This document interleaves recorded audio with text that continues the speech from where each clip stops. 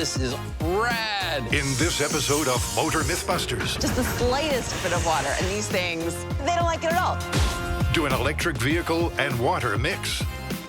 We're about to find out. 3, 2, 1, engage! And 10 turds. That is crazy. an investigation into foul play Do birds prefer to poop on red cars? drops a bombshell. The results are totally unexpected. Oh, crap. Meet the team This might be the miracle coolant that everybody's been searching for. with the mechanical expertise My main concern is structural integrity. to test all things automotive. The engine died. The more air we push through, the more fuel siphon out. And boom! This is Motor MythBusters, Hit it. where science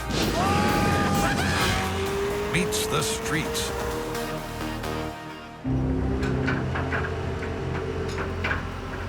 What the? Oh my goodness.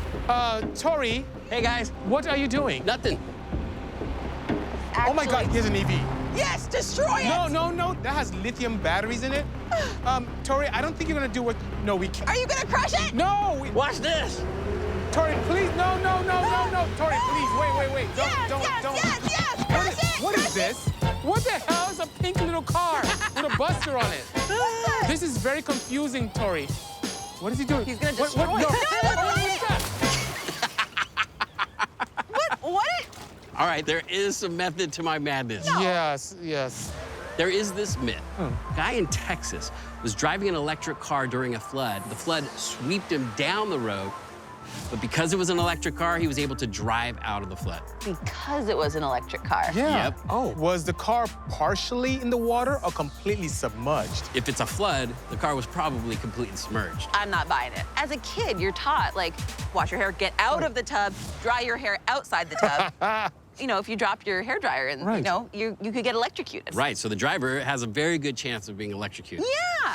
So we're gonna have to figure out a way to do that safely. This is purely direct current, but that also has DC batteries, but the motor in that is AC. So it's similar to what you'd see in your hairdryer. So there's an Right. inverter that converts the DC current to alternating for it to be able to move.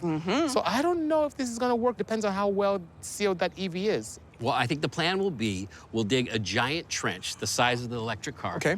We'll fill it with plastic, fill it up with water, and then drive the car in and drive it out. EVs have tons of electrical connectors, and manufacturers will do their best to protect these key components from the elements.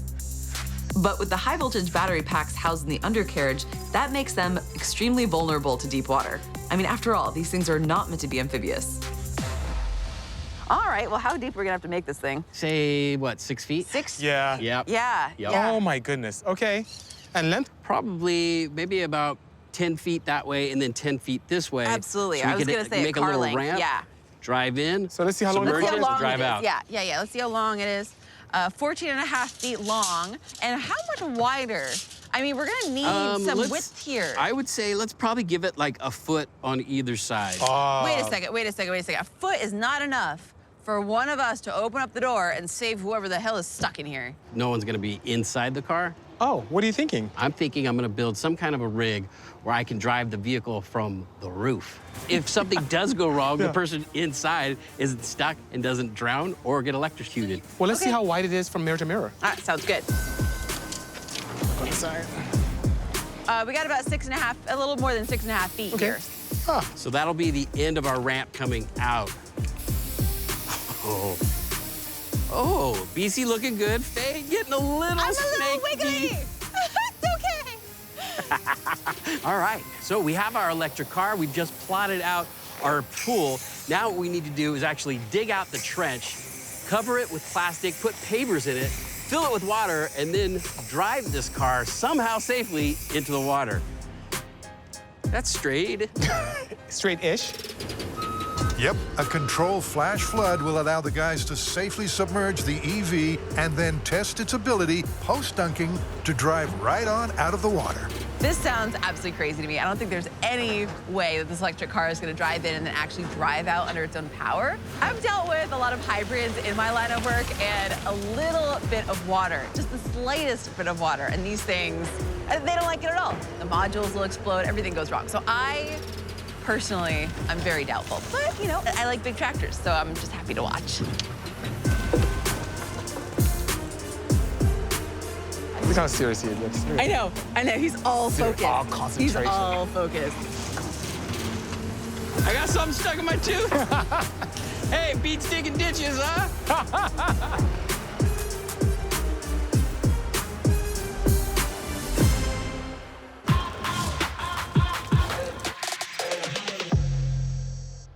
We're testing the myth. If you drive an electric car into the water, you can drive it right out and nothing will happen to the car.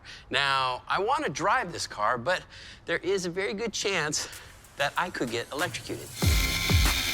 So I have this idea of how we can drive it still and do it safely. I'm going to extend the controls by building a set of mounts that will attach directly to the car's pedals and the steering wheel. These are my pedals for the gas and the brake.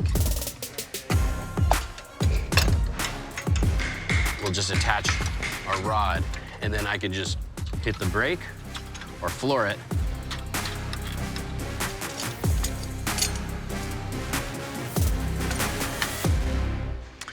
Okay, so as you can see, the extended controls are coming together, and now I'm just getting the angle of the rod so that way I can control it from the top. To protect himself from getting fried, Tory's installing an insulated polymer bucket fixed to a plywood platform. Now, before we go any farther, we just want to make sure our deck is strong enough. So Dave's going to give it a little strength test. Hit it, Dave. All right.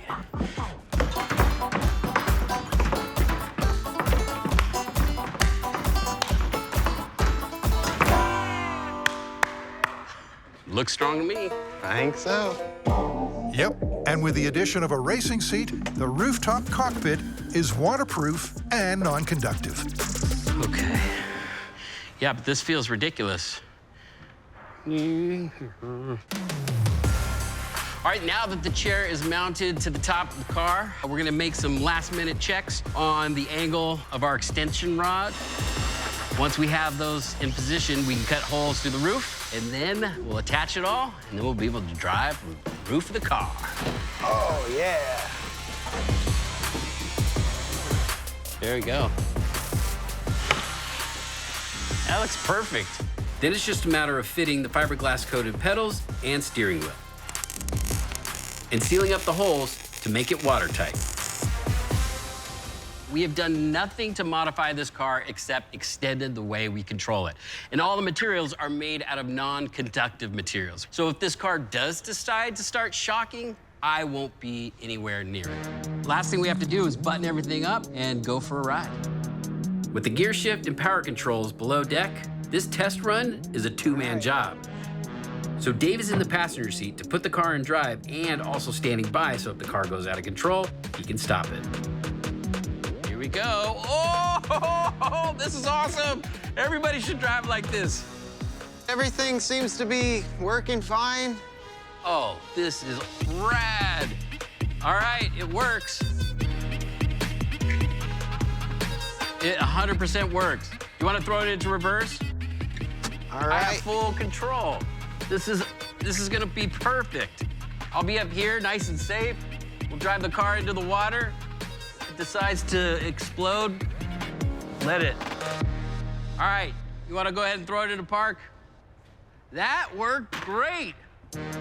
This car is as safe as I think it can be.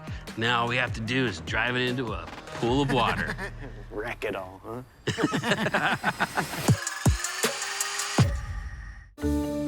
When it comes to the full-scale testing of our EV's ability to survive being submerged, it won't be safe to have anyone inside the vehicle. So Bisi's getting busy on a modification that'll allow me to kill the power from the roof if I run into trouble. In the event of an emergency, we needed to be able to disengage this high voltage cutoff switch and have the vehicle dead in the water. We have a safety tab here that'll be difficult for us to initiate, so I'm going to remove this tab by simply breaking it off And that's it. So now, our tab can pull up with a rope and easily remove it in the case that something goes wrong.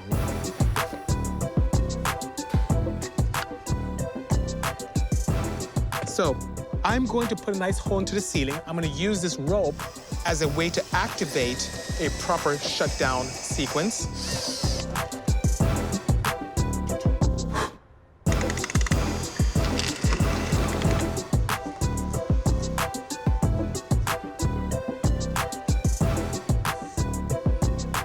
Okay, now I'm going to test the system and see if it works extremely well. When I pull this up, it should disconnect nicely.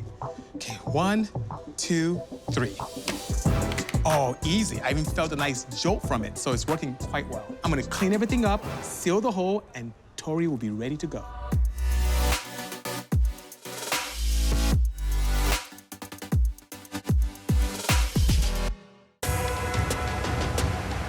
Hold that there. Perfect.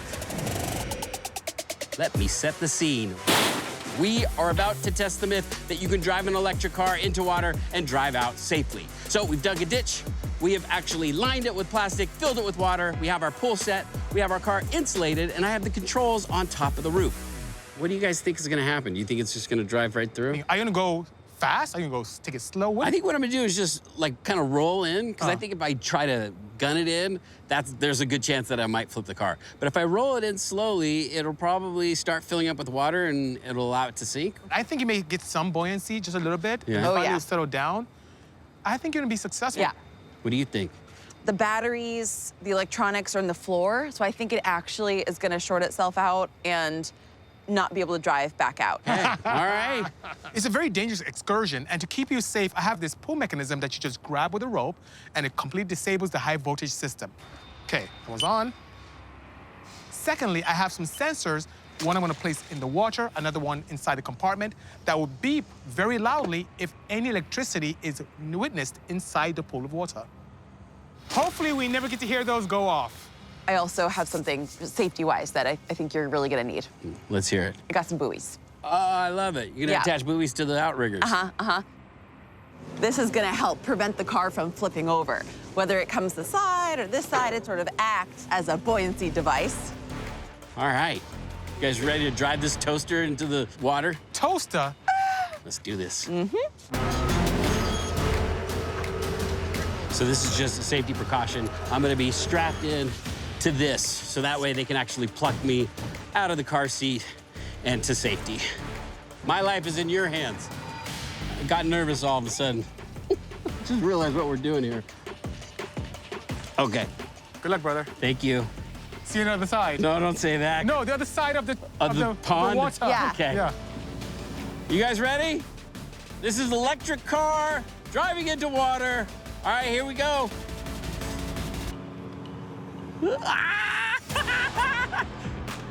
Just take it easy, nice and slow. Stay on the path. He's still moving. Okay, he's going in. See how deep that looks? Yeah, it's a That's lot crazy, deeper than right? it looks.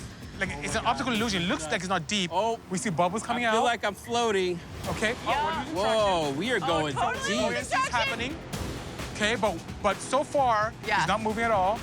Not moving. Oh, we're 100% floating. Yep. So my wheels must be spinning right now because yeah, it was. But No, then they're it not moving at stopped. all. Your foot's on I'm the like gas. flooring it right now. Oh, it's dead. Is it not Yeah. No. They're not moving at all? No, nope. Your wheels are not But- turning. Oh my But gosh. my sensors are not going off. Yeah. But something shut everything off. Yeah. I think it's called water. Yeah. Yeah. No, And then Short there's an circuiting? error on the dash with a battery logo. Yep. And that's not that much depth. that really isn't. It's all the way to Buster's knees almost. Oh, yeah.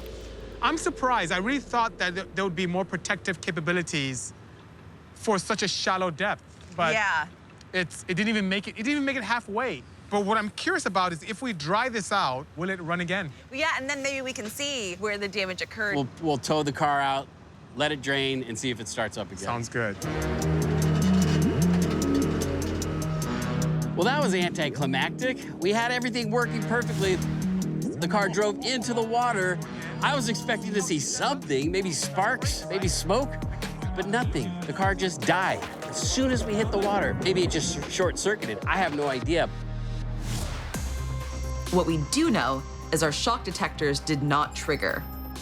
So Buster wasn't electrocuted because the EV safety system likely kicked in and shielded the high voltage system before it died. And I think what we need to do is pull it out of the water, let it dry, and see if we can figure out what exactly happened.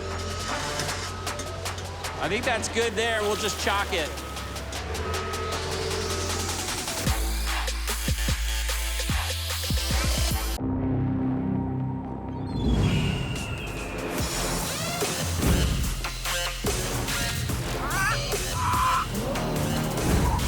So there's anything that I'm really well known for, aside of my love of Supras, is my love of birds. I'm a total crazy chicken lady. I have 6 chickens at home. So I'm not just driving around with these birds for fun. I actually have a myth planned for these guys.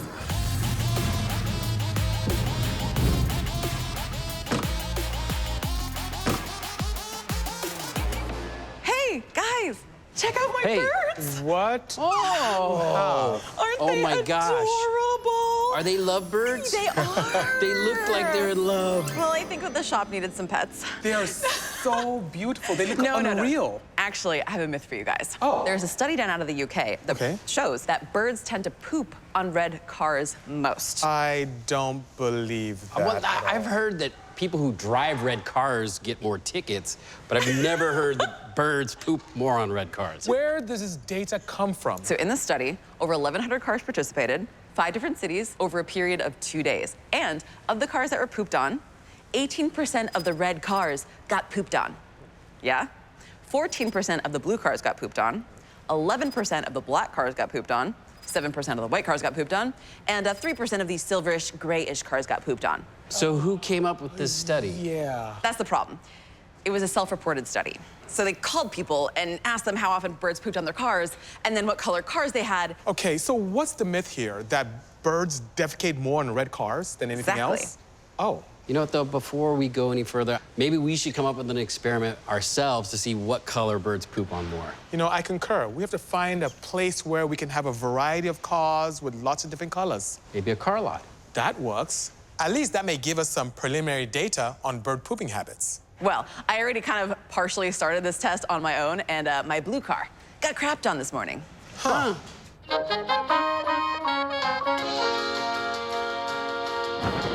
We're down here looking at used cars because I want to buy a used car. No, actually, Bisi and I thought it might be a good idea to come to a place where cars have been parked for a while. We're going to look at different colors of cars, see if birds have pooped on them, and take our data. Now, I know what you're thinking, car lots always wash their cars every day, but we've talked to the owners, and they've agreed to not wash the cars until we're done with our experiment. I mean, the myth is all about red cars getting pooped on more, right? Yep. So, theoretically, this car should be covered in bird poop, and it's not. Okay, there's a tiny little bit of bird poop. That's true. So mark that one down. Yeah. Hey, Oh, this one has gotten nailed. But it's under a tree, so. I know. Okay, well, gray truck. Yep. Destroyed. Birds destroyed it. You know, this may not have good evidence for us because we don't know if there's an influence of having a place to perch on defecation happening. I mean, I 100% agree that no matter what color the car is, if you put something to perch over it, the birds are going to poop on that car more than the others. You know, what's interesting as we analyze what we observed here on the lot, we had more white cars here on the lot than any other vehicle. Right. 19, and 3 had matter, about 15%. 15%. Which is pretty interesting. And the red, the fact that there's only 4 cars and half of them got crapped on? Mm-hmm. So you're saying that there's some plausibility to this myth? It's quite possible. This is interesting. The findings Tory and I got gave this myth some validation. Meanwhile, Faye's getting the lowdown from an ornithologist on exactly how birds see colors. Hi, oh my gosh, I'm so glad you could come here today because I have this very pressing question I'm trying to figure out. Okay, do birds poop more on red cars. What do you think about this? Well, in all honesty, I'm a little skeptical of the myth. You know, Okay. so birds That's all right. are attracted to certain colors, so that is true. Birds actually see more colors. We're actually missing colors that birds can see. So as humans, we have 3 cones in our eyes, and these cones are basically what perceives light and sends that signal to our brain that we turn into color. But birds, they have another cone in the UV space. And so birds actually have a whole nother dimension of color that we can't see. Whoa. All right, so I see you brought like all this equipment. What is this? So this is some of the equipment that I use to measure bird color, called a reflectance spectrophotometer. Light goes through this box, through the fiber optic cable. I point it at something. I mean, usually I'm pointing it at bird feathers. We're actually going to see how is light reflecting off of these feathers, and then I can actually put that through a model of avian vision. Okay, so this is car paint. Yeah. So let's see how it looks on our little reflectance spectrophotometer. Start with black, which is pretty much a flat curve, because, you know, black doesn't really have color. This is showing me all the stuff that I can't see that other birds can see. That's right. I'm curious about this purple. Me too. Wow, I'm seeing quite a bit in the range that I can't see. Yeah, so there's definitely some UV color in this purple. Action. Okay. Silver, though, is kind of highly reflective across the board. And, you know, this is going to be very mirror-like. So the more mirror-like a car is, that is definitely going to attract birds, especially, you know, certain times of year when the males are trying to, like, fight off the other males. They're going to try and get that male away. Really? I would. Because this one ranked the lowest in the study. Fascinating. Red, yeah, this red has very little UV. But some birds are attractive to red. Typically birds that feed on things like flowers and berries. Given everything that we've just been talking about, what birds am I going to find around this area that are most prevalent and also poop the most? One of them is this western gull. So you see them, a lot of them at the beach, but also in parking lots and things like that. We've got this, we call them rock pigeons is their official name, that you see in the park. We got American crow, and then this guy over here is a European starling. These love sitting on like telephone wires, so you can imagine that these are going to be over cars quite a lot. Absolutely, telephone wires. All right, so with all this information that you just presented me with, if you were to guess which one of these colors they might poop on the most? My guess is going to be it's more about the reflection than about being attracted to one particular color versus another. You know, think about like a puppy seeing itself in the mirror and trying to play with it. Interesting. So you think that for the sake of the study, can birds actually like control when they, you know, poop? They definitely do have some control. You know, they don't want to poop in their nests. You don't want to poop in your house, right? Yeah. And they poop to defend themselves against other predators or things like that. But, you know, one thing difference between like our poop and bird poop is it's only one thing. There's no separate pee and poop. It's all mixed in. Their poop is pretty acidic. Oh. This is something that should be of concern for car paint. Well, thank you so much for your time. I feel like I learned how I'm going to set up the study. Glad to do it. I just learned a ton about how birds see light and color. I've got to go digest this and really figure out a way with the team to set up this study in a way that's actually going to be effective. That is good.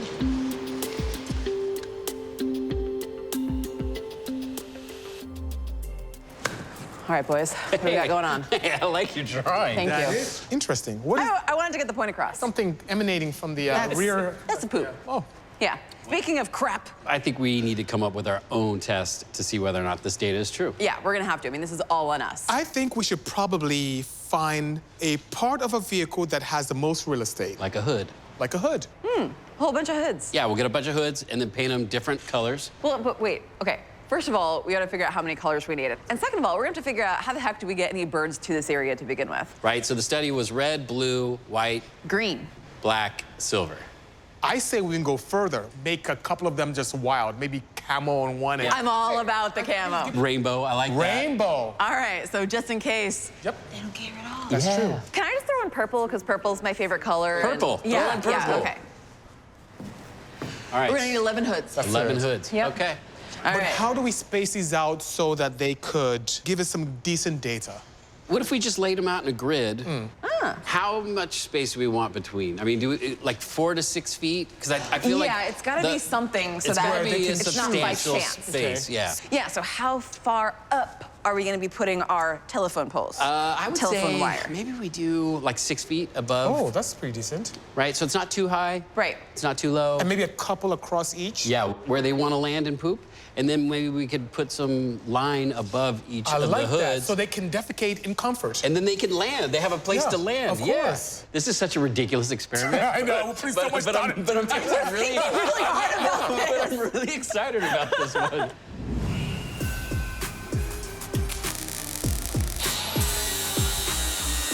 All right, we have our plan now for the bird poop experiment.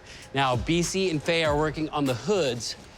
I need to build some telephone lines. Because we have our hoods so close together, we're not gonna be able to find telephone poles that close. So I need to make my own, and then this will give the birds something to land on, and then we'll be able to see which color they prefer to poop on.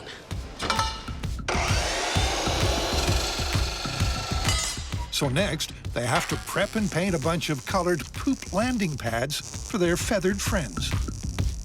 I'm about to sand this hood with 220 grit sandpaper on this beautiful wheel, using compressed air as my accomplice. And the reason why I'm doing this is to get the paint to adhere to the hood. I'm not gonna paint my hood. I'm gonna vinyl wrap it in camo. Oh, I'm not good at this. And this hood is done.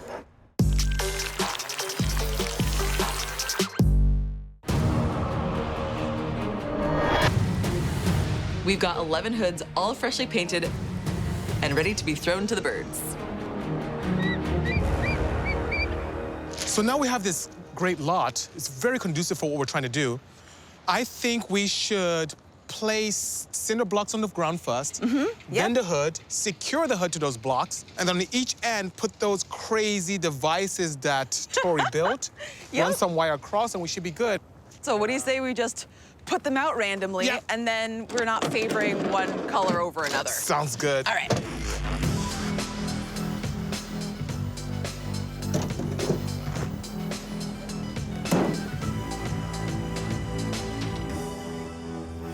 So as you can see behind me, we're almost done laying out the hoods. We have one more left to go. Then we're gonna put out all of this amazing bird food and string up our power lines. And I'm pretty stoked. I'm feeling pretty positive about this. Already we are seeing and hearing all sorts of birds in the area, and I think that they cannot wait for us to put out our food and come feast and lay some waste. I'm pretty excited.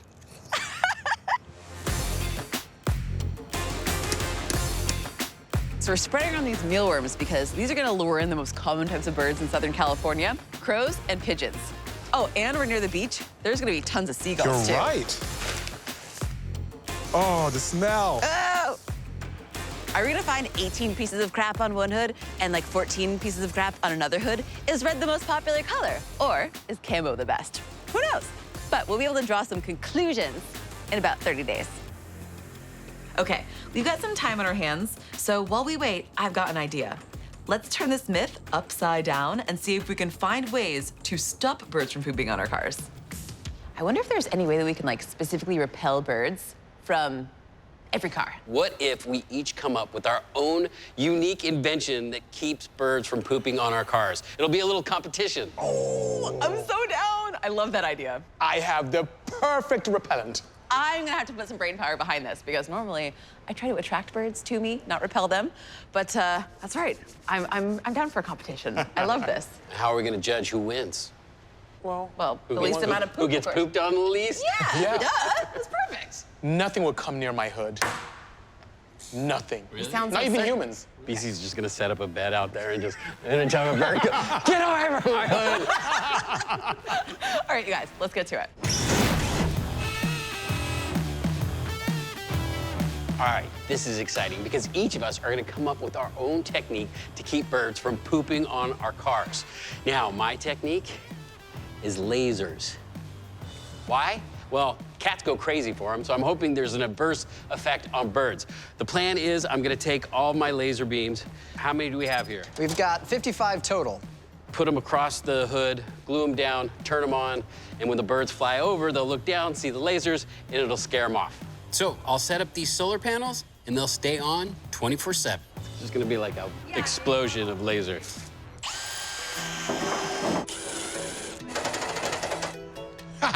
scary already. I typically would have something really verbose and crazy and mechanical, but you know what? Sometimes you have to go to the basics. And you can't get any more basic than what I have here. In real life, owls are natural predators, so these owl statues should be a pretty good deterrent. This actually works in my own workshop. There will be no poop whatsoever on this hood. All right, so I actually think that I'm gonna dominate this competition because I'm gonna use a technique that I actually use in my home garden for keeping the deer off of my vegetables, and that is motion-activated squirters. And I'm actually gonna utilize the washer squirters on this hood. So I've got my under hood liner removed, and I'm actually just gonna go ahead and reverse these. So normally these are facing towards the windshield. Facing the hood. So now I've got both washer squirters, and I need motion detectors. So bird lands, motion activation, they get sprayed, they go away. Also, if they do poop, the spray might clean it off. So even if I don't win legit, I'm gonna win. Hey, Tory. Hey, come here for a sec. Yes? Yeah, I need a hand lifting up this hood. And it's time to see if it works. Here, give me some more smoke. Here comes the drop. Oh, yeah, oh, yeah. Okay, my hood's complete. I can't wait to try this out in the field. But first, they've got to see the results of their bird poop test.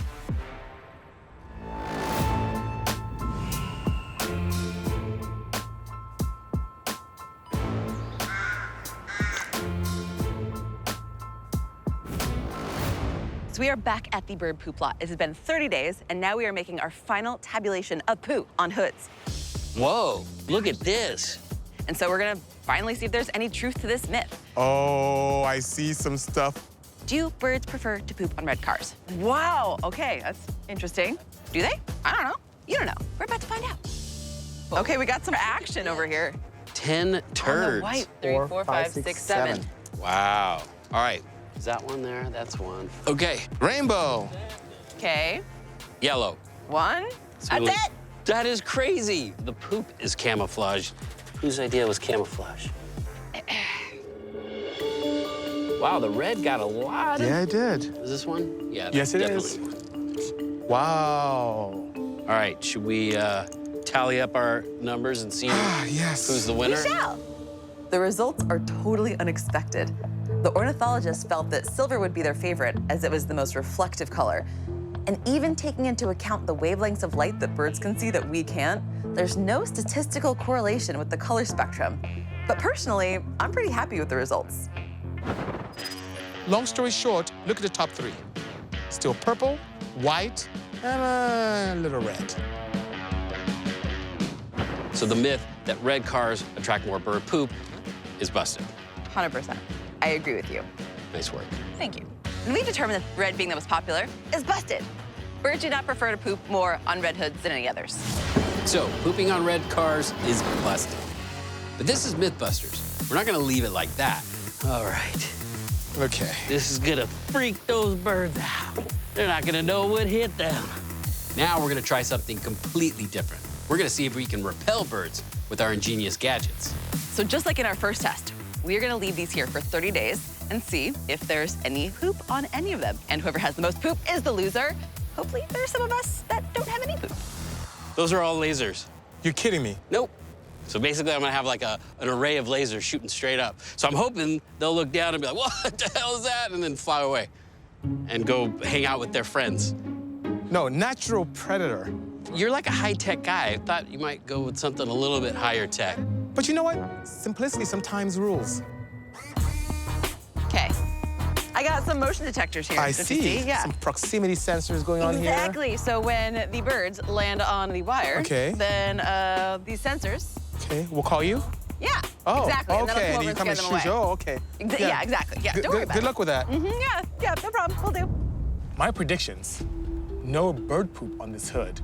Lots of failures to the left and right of me. Well, we're all set. And I guess in 30 days, we'll come back and crown me the victor. He means me, the victor.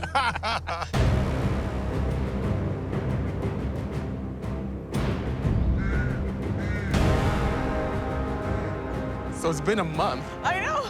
I'm really excited, you guys. I just hope that you guys are ready to witness me crushing you with my invention. Wow, that's impressive. That's amazing. Well, Wait a second. let's take a look. Wait a second. Oh, crap! you got one Literally. little piece of poop. Okay. No, I've got a few. Oh, Careful. You got one there. Okay. Oh, crap. Literally crap. Oh, this is not good. I don't Let's know. count them up. 1, 2, 3, I got 4, 13. 5, 6. Okay, okay. on to Congress. All right, Congress. the Congress. All right, we got 1, How dare they? 2, 3, 4, 5. Like, what's that? That's nothing. That looks like That's a poop. nothing. No. Circle it. That's a poop on the back. That's a poop. That's a poop on the back of the owl. That's how scared they were. Oh, man. Okay, that's 6. All right. Moving on to lasers. 3, 4, 5, 6. 3, 4, 4, 5, 5, 6, 7, 8, 9, 10, 11. All right. 11. What? Well, good job, Bisi. I want to say As much. congratulations Thank you, for thank winning you, the thank you. competition. I'm happy to be a runner-up, second place. Feels good. I have nothing to say. All right, so as far as this myth goes, totally busted on whether or not birds are actually attracted to red cars more than any other cars. Awesome. Seems like owls are the winner. And I suppose I should be like upset about that, but I don't know. I'm like a super low-tech loving person, so like even though I lost, I'm actually like still kind of stoked. Like technology is not always the answer. I think the perfect invention would be some type of contraption that when you park, just like exotic luxury cars from Europe, the owls would just emerge from the hood. And then you're victorious with keeping away matter from your vehicle. I think you're onto something. I think so as well. I'll think about that. Do you need some seed money? Literally, I do. Seed money? I get it. Button, slide out. Fold up owls. Turn that damn thing off.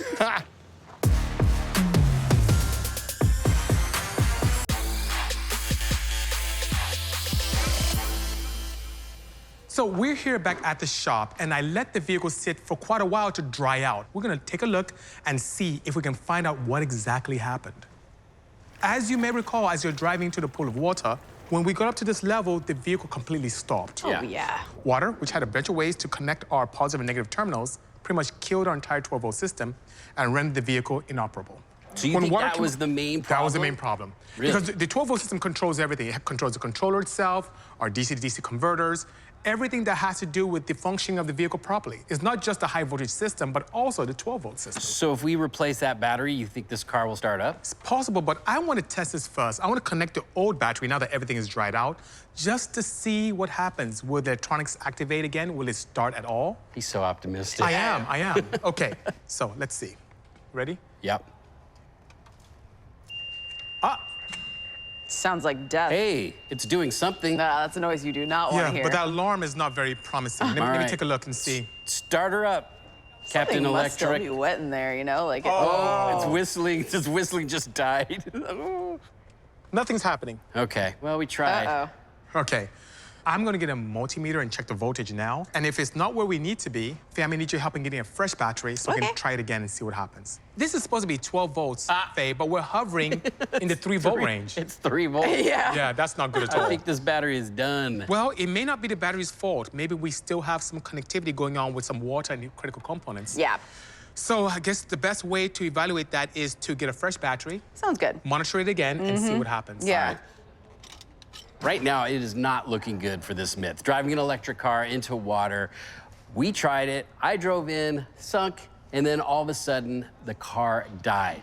But Bisi's holding on to hope. He is very optimistic. So we're gonna swap out the old battery, put in a brand new one, and see if this car will turn on. My guess, this car is dead. All right, nice. All right. Let's check the voltage now. volts What is it now? Is a 12. healthy. 12.8. So You ready? fresh battery. Yep. Okay, so Get I'm gonna that connect thing. this, and Will if our do. battery drains, then We know, we have a yeah. circuit that's still. Yep, there is some sort of misbehaving. parasitic draw. Okay, Exactly. Yeah, ready? go ahead. Ah, lights came Oh, on. quick. That's good. 12.6, 12.5. It's 12.5, freaking out. It's freaking out. 5.4, 5.0. It's going down. 4.9, 4.5. Oh, is See if not. it starts. Come on, Bisi. Oh, please. We all know it's not going to start. This is hopeful. No. 12.23. Okay, so the fact that the voltage is going down means that we have really bad connectivity somewhere that shouldn't be happening. So the moral of the story is don't get your electric car completely drenched. It's busted. You can't drive an electric car underwater. Busted, absolutely. I reluctantly concur, busted. But I think maybe we should see if we can take it to the next level. See if we can drive the electric car underwater. I like how you're thinking. Okay. If we protected vital components and left others, let's say mobility components as is, maybe we'll have some success. Whee! Since the first test car is officially dead, we've sourced another one that's identical. Son of a... Now, we need to make some mods for the next test and keep that water out of the interior for as long as possible. Wow, that's good. Okay, this one failed. And my goal is to prevent this one from failing. 12-volt systems got corrupted with lots of water and connectivity. I'm gonna prevent the same thing from happening with this vehicle. Now I'm spraying some rubberized sealant. Now it takes a few hours to cure, but in this liquid form, it can really get into very tight spaces because all you need is a small seepage and a lot of damage can occur. 3, 2, 1, go! Now we're just transferring everything over to this new electric car. We put the controls on the top, and hopefully this time we can get it into the water and see if this car will survive.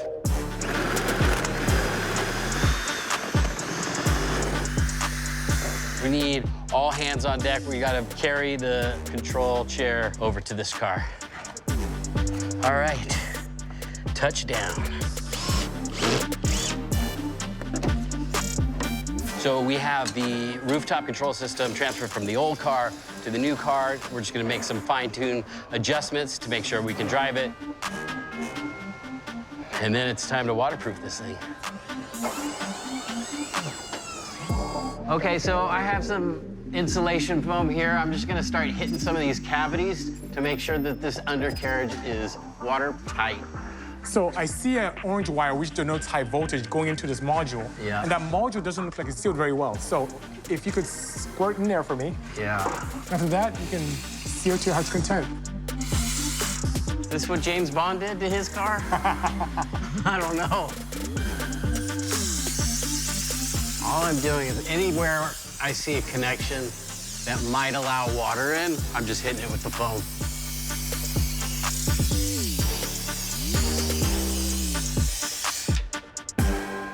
Oh, that looks good. Yeah, I think we're... Everything is covered. And I agree with you in not covering up the heat exchanging mechanisms up front because we still need to be able to cool the vehicle down. Even when charging, the DC-DC converter needs cooling. So we need to be able to have fluid flow and heat exchange to occur. So this is actually perfect. Why don't we bring it down, take a look at the top of the motor, see if we need to cover anything else. All right, Bisi, it looks pretty sealed over here. Yeah, nothing was damaged in our attempt to seal everything up. She's good to go. I think the next step is getting it out to the pool and driving into the water. And I'm really optimistic on this one. Me too.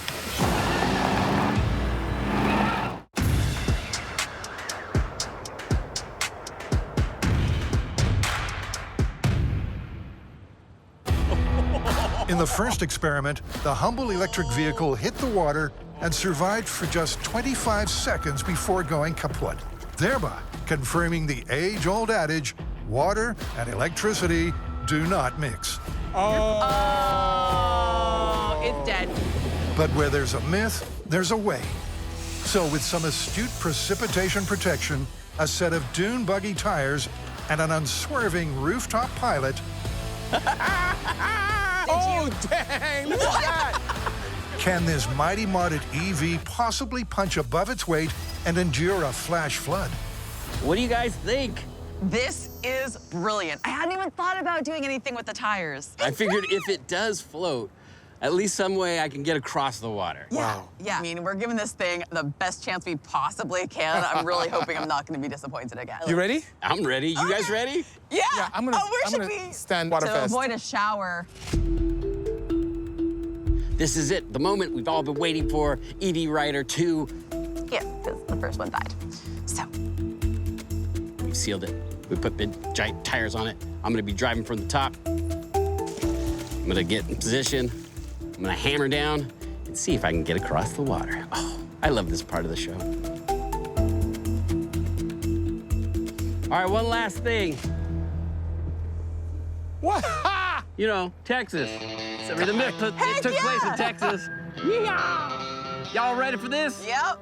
I'm like getting nervous. I know. Can an electric car get across water?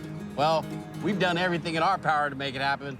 Whether or not it's gonna work, we're about to find out. 3, 2, 1, engage! It's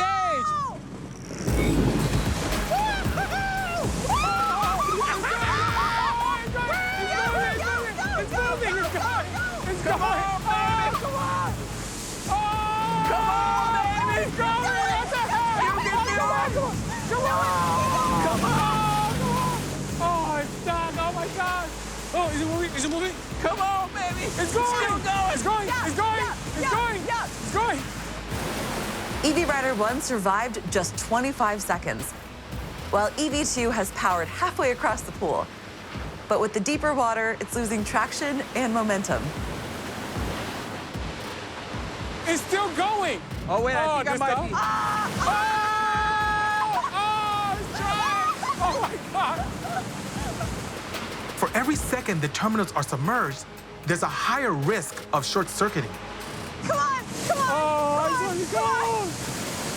Come on! It's still going! I can't believe it's still going. That is amazing. We have no beeping yet. This is amazing that the fact that It's still It's going! still going! Oh, it's cutting. It's getting to the bottom of the tarp. Oh, it is. Yeah. Oh. it's dead. Oh. She's done. Oh. That was incredible. Can you believe how long That it was a went? long time. Like halfway submerged. Wow. Unbelievable. We gave it every possible chance, but this was an epic fail. I mean, driving into that water, I slammed on the accelerator, and it felt like a log ride. I hit the water, it splashed off, my hat took off. But the crazy thing is, the car kept going. And it got to the point where it was up to the windows, and the wheels kept spinning. Yeah, it didn't work. Eventually, water got into the batteries and the electrical system, and it killed the car. Okay, so the results are in. EV Rider 2, equipped with undercarriage waterproofing and dune buggy tires, undeniably outperformed the stock standard EV Rider 1. But the added protection was only successful in delaying the inevitable. A moment of silence for EV Rider 2. I think the moral of the story here is, if there is a flood in front of you, don't try driving through it. Absolutely. I mean, just like all the signs in Texas say, road may flood, when in doubt, turn around. And that myth is busted. I'm ready to get off this thing, guys. Go ahead and crane me off. Guys? Hey, guys? Yeah, Texas has huge Bisi, Faye? Hello?